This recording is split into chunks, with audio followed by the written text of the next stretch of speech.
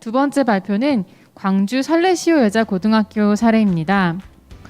살레시오 여고는 2019년부터 21년까지 고교학점제 선도학교이자 2020년 고교학점제 학교공간 조성 도입교였습니다. 학점제형 교과교실제 구축을 통한 학생 선택형 교육과정 실현을 목표로 학교 공간을 조성하여 운영 우수 사례로 선정되었습니다. 그럼 담당자 박규남 선생님께서 발표해 주시겠습니다. 모두 뜨거운 박수로 환영해 주시기 바랍니다. 안녕하십니까. 살레시오 여자고등학교 교육과정부장 맡고 있는 박규남입니다. 학점제형 교과교실제 구축을 통한 학생 선택형 교육과정 실현이라는 주제로 고교학점제 학교 공간 조성 사업 사례 발표를 시작하겠습니다. 먼저 학교 사례, 학교 현황 잠깐 말씀드리겠습니다. 살레시오 여자고등학교는 1958년 살레시오 수녀회가 광주광역시 동구 지산동에 설립해서 개교 64주년이 되는 역사를 지닌 학교입니다. 19세기 이탈리아에서 불우한 청소년들을 대상으로 겸손과 사랑으로 예방교육을 실시하셨던 돈보스코 성인의 예방교육 정신을 실천하는 가톨릭 학교입니다. 다음 이 사업의 추진 목적에 대해 설명드리도록 하겠습니다. 처음 이 사업에 관심을 갖게 된 건 2019년이었습니다. 당시 2015 개정 교육과정을 내실 있게 운영하고자 노력하면서 문이과로 정형화된 교육과정이 아니라 학생의 선택을 중심으로 스스로 만들어가는 교육과정이 필요하다고 생각했습니다. 단순한 지식을 습득하는 것이 아니라 창의적이고 자기 주도적인 역량을 신장하고 공급자가 아니라 수요자가 중심이 되는 교육과정이 필요한 시점이라고 느꼈습니다. 그리고 이를 실천할 수 있는 방법으로서 고교학점제의 도입은 필연적이라는 생각을 학교 구성원들과 공유하게 되었습니다. 고교학점제 선도학교와 학점제형 학교 공간 조성 사업을 신청하면서 사실 여러 우려가 있었습니다만 교장수녀님, 교감선생님의 진심과 구성원들의 변화에 대한 의지로 90% 이상의 동의를 얻어 사업을 신청하였습니다. 그렇지만 사실 학점제형 학교 공간 조성 사업에 선정이 되고 나니까 정말 산더미 같은 고민이 생겼습니다. 저는 20년 넘게 윤동주의 시나 황선원의 소설을 가르치는 국어 선생님이었는데 이렇게 어마어마하게 많은 예산을 덥석 주어지게 되니까 정말 막막하기 그지없었습니다. 이 예산 이거 어떻게 해야 되는 것인가 너무 답답하기도 하고 무섭기도 하고 길을 잃고 표류하지 않으려면 우리에게 나침판이나 혹은 북극성처럼 흔들림 없는 어떤 지향점이 필요하겠구나라고 생각했고 그러한 끝에 우리가 지향해야 할 것은 역시 고교학점제라는 생각을 하게 되었습니다. 알고 계신 것처럼 고교학점제는 학생의 진로와 적성에 따라서 스스로 과목을 선택하고 자기 주도적으로 학업을 설계하는 제도입니다. 즉 기존에 만들어진 교육과정을 수동적으로 따라가는 것이 아니라 학생이 주도적으로 교육과정을 만들어가는 시스템의 큰 변화라고 할 수 있습니다. 고교학점제가 학교 현장에서 성공적으로 안착하기 위해서는 교육과정을 뒷받침할 수 있는 학교 공간의 패러다임이 변화되어야 하는 것은 너무나 당연한 일일 것입니다. 위의 내용은 학점제형 학교 공간 조성을 위한 4가지 추진 방향인데요. 방금 위에 앞서서 박우성 선생님께서 설명하신 내용이 있어서 간단하게 큰 꼭지만 보고 넘어가도록 하겠습니다. 학습 공간의 유연성, 지원 공간의 복합성, 그리고 공용 공간의 활용성, 동선의 효율화 이 4가지를 중심으로 저희가 어떻게 할 것인가에 대해서 고민을 해보았습니다. 우리 학교에서 이렇게 하면 좋겠다라고 구체적으로 세웠던 계획들인데요. 이 내용은 뒤에서 사진과 함께 다시 설명드리도록 하겠습니다. 지금 보시고 계신 것은 공간 조성 사업을 하면서 진행 과정을 도식화해 본 내용입니다. 제일 처음에 공론화하고 방향성을 설정하는 과정을 거쳐서 많은 토의 끝에 그 방향성을 구체화하고 머릿속에 있던 아이디어들을 하나하나 디자인해 보았습니다. 꿈꾸던 아이디어들이 예산이나 혹은 안전 문제로 좌절하기도 하고요. 또 타협하기도 하면서 우리가 할 수 있는 최선의 방법들을 찾아가는 시간이었던 것 같습니다. 설계가 끝나고 겨울 방학 중에 전쟁 같은 시간 속에 시설들이 완성되었을 때 이제 목적지에 다 온 것 같다라는 안도감이 들었는데 2021년을 딱 지내고 나서 보니까 이것은 완성이 아니라 새로운 시작이구나라는 생각이 그런 반성이 듭니다. 우리 학교의 고교학점제 학교 공간 조성은 크게 시설과 기자재로 나누어 추진되었습니다. 시설은 고교학점제 시행 시 꼭 필요할 것으로 여겨지는 것들 우선순위를 먼저 둬서 홈베이스를 구축한다거나 유연성 있는 학습 공간을 만들고 학생 휴게 공간을 구성하는 데 초점을 두고 이루어졌고요. 기자재는 학사 중심의 다양한 수업 양상이 실현될 수 있도록 교사와 학생들의 요구에 맞는 교실 환경을 갖추는 데 중점을 두었습니다. 예산은 시설의 약 3분의 2 정도, 기자재의 약 3분의 1 정도 배분하였고요. 실제 조성된 사진을 바탕으로 설명드리도록 하겠습니다.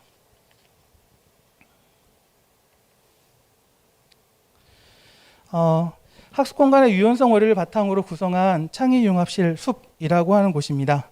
벽을 허물어서 가변적인 공간을 구성하고 높은 층고를 유지하도록 했습니다. 높은 층고가 학생들의 창의성을 높이는데 많은 도움이 된다고 하더라고요.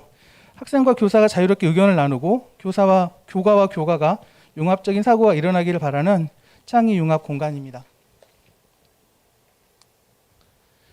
반대편을 바라본 모습인데요.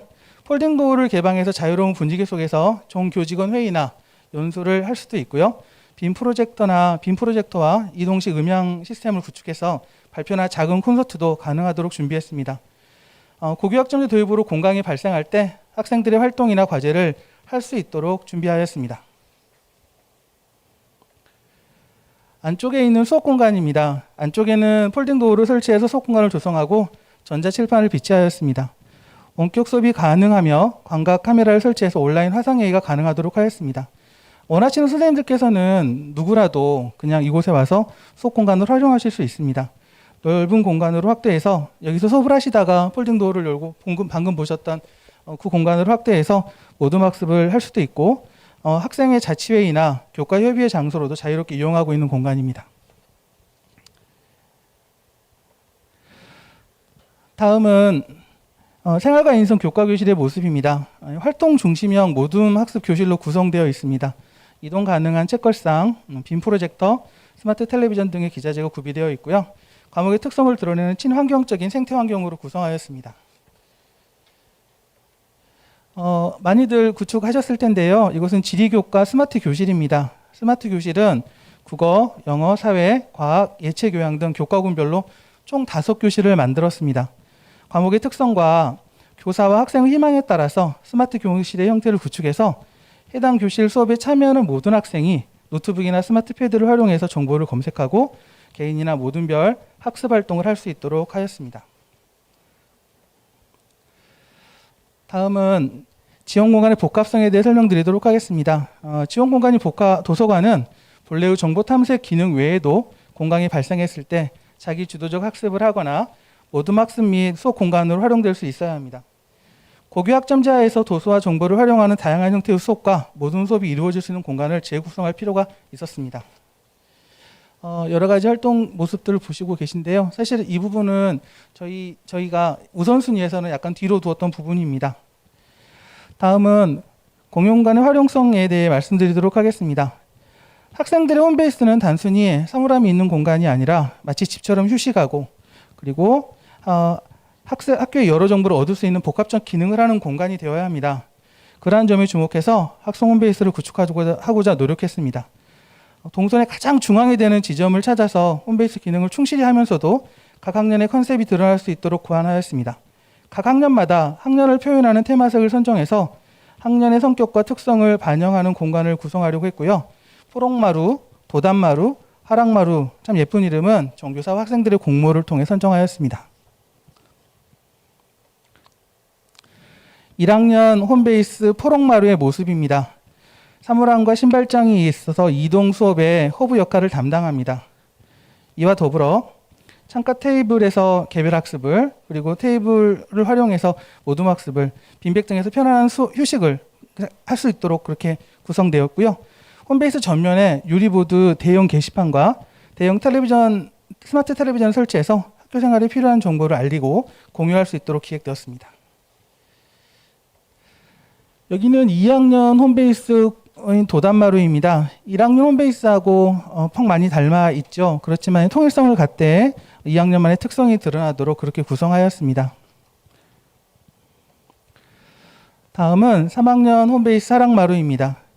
원두막 형식으로 만들어진 학생 휴식 및 모둠 학습 공간이 특징입니다.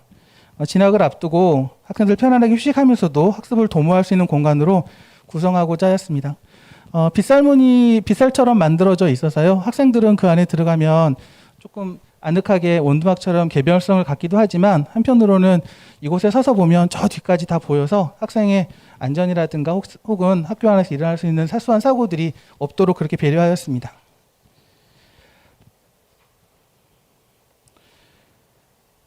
다음은 학생 휴게실 콤마라고 하는 공간입니다. 이건 학생들의 쉼터로 저희가 꾸며본 곳입니다.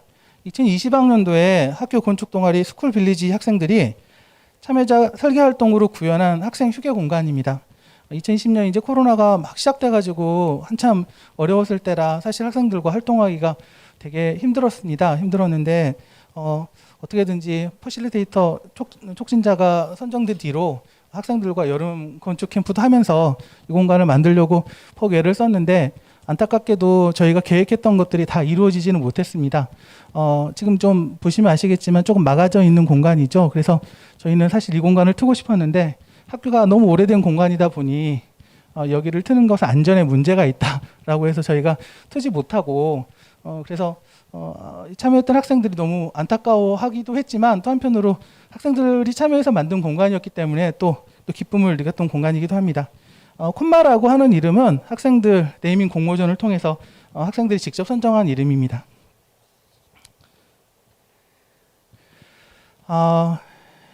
동선의 효율화를 설명하기 위해서 저희 학교의 그 건물 배치 사진을 파노라마로 찍어봤습니다. 이게 지금 파노라마로 찍어봐서 일자형으로 보이지만 사실은 이게 디귿자형 구조입니다. 저기 맨 왼쪽에 보이는 아옥실리움 과학관에 이제 과학 실험실이 있습니다. 생물실, 화학실이 있고요. 본관동에 행정교실이 있습니다. 그리고 그 옆에 마잘레 국제관이라고 하는 곳에 1층은 도서관이고 2, 3층은 영어 전용교실로 되어 있습니다. 중간에 대강당이 있고요. 그 옆에 돈보스코관이 있는데 이 돈보스코관이라고 하는 곳은 그전에는 살레시오 초등학교 건물이었습니다. 근데 살레시오 초등학교가 다른 곳으로 이전하면서 유휴건물로 남아 있었는데 저희가 이번에 이 사업을 하면서 이 건물까지 학교 공간으로 활용하고자 그렇게 재단에 요청을 해서 저희가 사용하게 되었습니다. 교실이 5동을 저희가 쓰다 보니까 교실이 참 많아졌겠죠. 그래서 선생님들에게 모두 1인 1교실을 드렸습니다. 1인 1교실을 드려서 사실 저희가 한편으로는 유연성을 갖는다라고 하는 측면이 좀 다를 수 있겠지만 모든 교사가 각자의 수업의 형태에 맞는 교실을 구축할 수 있었습니다. 이렇게 이제 수업의 형식을 갖추는 것까지는 좋았는데 보시는 것처럼 너무 길어서 학생들이 이동하는 데 너무 힘들었고요. 특히나 마자르르 국제관에서 돈보스코관을 가려고 하면 본관, 과학관, 마자르르 국제관은 다 연결이 되어 있는데 돈보스코관으로 가려고 하면 바로 이동할 수가 없었습니다. 그래서 내려와서 3층에 있던 학생들이 내려와서 1층으로 와서 다시 올라가서 돈보스코관 3, 4층 수업을 가야 되는 상황이어서 교육청의 지원을 받아서 대강당 위쪽에 이동 통로를 설치하였습니다. 그래서 이동 통로를 통해서 학생들은 그렇게 이동할 수 있게 함으로써 동선의 효율화를 조금이나마 할 수 있었던 것 같습니다. 이 교실 배치도입니다. 방금 보셨던 것 쭉 옆으로 늘어놓은 곳인데요. 유휴교실을 활용해서 모든 교사가 각자의 교과교실을 구축했지만 각 건물에 특정 교과만을 배치하게 되면 학생들의 동선이 크게 늘어날 수가 있음에 유의해서 조정례가 이루어지는 본관동 행정교실과 학교 지정 과목을 균형 있게 배치했습니다. 그 교실에는 예를 들어 행정교실이 있는 본관 2층이나 3, 4층에는 각각 국어교실 2개, 사회교실 2개, 영어교실 2개를 배치하였고요. 교실 3면에 칠판을 설치한 수학교실은 구조상 본관 3, 4층에 그리고 과학동과 동선을 고려한 과학교실은 본관 2층에 집중 배치해서 효과적이고 그리고 직관적인 동선을 만들기 위해 노력해봤습니다. 이제 끝으로 고교학점제 학교 공간 조성 추진 성과에 대해서 제가 느꼈던 점을 말씀드리도록 하겠습니다. 학교 선택 교육과정 정착을 통해서 교과교실제 모형을 구축해서 수업의 형태가 수요자 중심의 모습으로 변모할 수 있었습니다. 본교의 경우는 설명드린 대로 1교사 1교실을 구축해서 각 교사가 자신의 수업 교실을 연구실로 활용해서 교과별 수업에 대한 연구가 활성화되는 효과를 가져올 수 있었습니다. 학생을 위한 휴식 공간이 많아지면서 학생들만의 자유로운 휴식과 학습이 가능해졌습니다. 북카페나 스터디 카페 같은 환경을 조성해서 학생들의 공부 스타일을 자유롭게 학생들 자신만의 공부 스타일로 자유롭게 학습할 수 있는 여건이 마련되었습니다. 대화, 토론, 소규모 공연 및 발표, 독서, 수업 회의 및 주제 발표 등 다양한 활동이 가능한 멀티 공간의 구축으로 학교의 활동 영역이 넓어졌습니다. 깨끗하고 친환경적인 교육 환경으로 학교 생활의 만족도가 향상되고 스스로 주변을 정리하는 자세가 함양되는 효과가 있었습니다. 동선을 아무리 효율화한다고 하더라도 학생들의 이동이 많아서 피로감을 느끼는 것은 사실입니다. 그래서 이 교실에서 저 교실에 꼭 옮겨가야 되느냐라고 말할 때 선생님들이 할 수 있는 말은 그 교실에 가면 다른 수업이 있다라는 말일 것 같습니다. 그래서 선생님들께서는 각 교과와 교실에 맞는 나름대로의 그 수업에 대한 노력과 이런 것들이 더 우리 교사에게 필요한 것이 아닐까라고 생각을 해봅니다. 마지막 제언 잠깐 말씀드리겠습니다. 고교학점제는 학생이 진로와 적성에 따라 스스로 과목을 선택하고 자기 주도적 학습을 설계하는 제도라고 저희가 다 알고 있습니다. 학점제 학교 공간 구성은 고교학점제가 뛰어놀 수 있는 무대를 만들어주는 역할을 해야 하고 고교학점제가 실현되기 위해서는 학사 중심의 개방적인 학생 선택형 교육과정을 실천하는 것 또한 매우 중요하다고 생각합니다. 앞에서 박 선생님 말씀하셨던 대로 저희가 하드웨어와 소프트웨어를 모두 갖추는 그런 노력들이 이루어졌을 때 그 공간이, 그 무대가 진정 의미 있는 것이 아닐까라고 생각해 봅니다. 두서없는 설명 마치겠습니다. 감사합니다.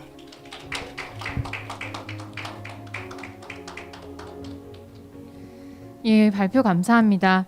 혹시 지금 발표하신 내용에 대해서 질문 있으신 분 계실까요? 없으시면 저희가 사전에 수집한 질문 드리도록 하겠습니다. 혹시 코로나 이후에 이 재구성된 공간에 다시 변화를 줘야 되는 그런 일이 있진 않았는지가 좀 궁금한데요. 혹시 어떠셨나요? 저희가 코로나 상황이 되었을 때 그 가장 문제가 됐던 것이 제일 처음에는 이제 원격 수업을 촬영하거나 하는 모습 그런 것이었거든요. 그래서 이제 원격 수업실을 만들고 그곳에 가서 이제 촬영할 수 있도록 하는 것을 제일 처음에 교육부가 혹은 교육청에서 많이 지원을 했었는데 저희가 이 교실을 1인 1교실을 선생님들에게 드리다 보니 각 교실이 전부 다 스튜디오가 될 수 있는 환경이 됐어요. 그래서 이제 다른 선생님들과 수업이 겹치지 않는 범위 내에서 그곳에서 할 수 있었기 때문에 코로나 이후의 상황과는 그렇게 저희가 수업을 하는데 영향을 받지는 않았던 것 같습니다. 네, 두 번째 질문인데요. 교수학습의 변화를 의도하고 공간을 재구성하기도 하지만 이 재구성된 공간에서 의도하지 않았지만 새로운 교수학습의 변화를 경험하기도 하는 것 같아요. 좀 그렇게 좀 새로운 사례들, 의도하지 않았던 수업의 변화를 경험했던 사례가 있다면 공유해 주실 수 있나요? 네. 조금 전에 창의융합실 숲이라고 하는 공간을 보여드렸는데요. 저희가 생활과 인성 수업을 그곳에서도 합니다. 네, 학생들이 모여서 수업을 한 다음에 그림책에 관련된 수업을 할 때 그곳에서 모둠으로 펼쳐져서 수업을 하고 그 모둠이 펼쳐진 다음에 그곳에서 빔 프로젝트를 통해서 학생들이 프레젠테이션하는 수업을 하기도 하거든요. 그래서 그러다 보니까 수업의 형태가 공간이 만들어짐으로써 생각지 못했던, 그러니까 다시 말하면 한정된 공간에서만 할 수 있던 수업의 모습을 다양화하는 그런 모습들이, 그런 노력들이 자주 나타나게 되는 것 같습니다. 그런데 그것들이 점점 좀 늘어나고 선생님들께서 좀 이렇게 다른 사례들을 보면서 또 저희가 이제 전문적 학습 공동체의 성과 공유회나 이런 것들을 통해서 그 사례들을 보면서 활용을 할 수 있는 방법들을 조금 더 알아가시게 되면서 그런 노력들이 있게 되는 것 같습니다. 네, 온라인으로 질문이 들어온 게 있어서 한번 질문 드리겠습니다. 총 행정학급 교실 수와 1교사 1교실은 별도로 구축된 것인가요? 행정학급 교실과 1교사 1교실의 수를 말씀해 달라고 한 질문이 있으셨습니다. 행정학급은 본관동에 배치되어 있습니다. 그런데 학생들은 1학년부터 1, 2, 3학년 모두 다 행정학급에서는 조회만 이루어지고요. 조회가 이루어지고 나면 모든 수업을 다 이동 수업을 합니다. 1학년부터 3학년까지 모두 다 이동 수업을 하게 되고요. 그러다 보니까 이제 1학년들 같은 경우에는 선생님도 아시다시피 교육과정이 정해져 있는 학생들에서 반 전체가 움직이는데 조금 피로감을 느끼는 부분이 있어서 올해는 그 부분들을 조금 조정하기 위해서 노력을 하고 있습니다만 기본적으로 행정학급이 따로 있는 것이 아닙니다. 행정학급은 그 교실은 다른 선생님의 교과 교실이에요. 그래서 이제 행정교실에는 잠깐 선생님 행정학급이라고 하는 곳에는 학생들이 잠깐 와서 조회만 하고 모두 수업을 하러 갔다가 다시 와서 종례만 하는 그런 교실로 활용하고 있습니다. 답변 감사합니다. 그럼 이것으로 살레시오여고 사례 발표를 마치고요. 다음 발표로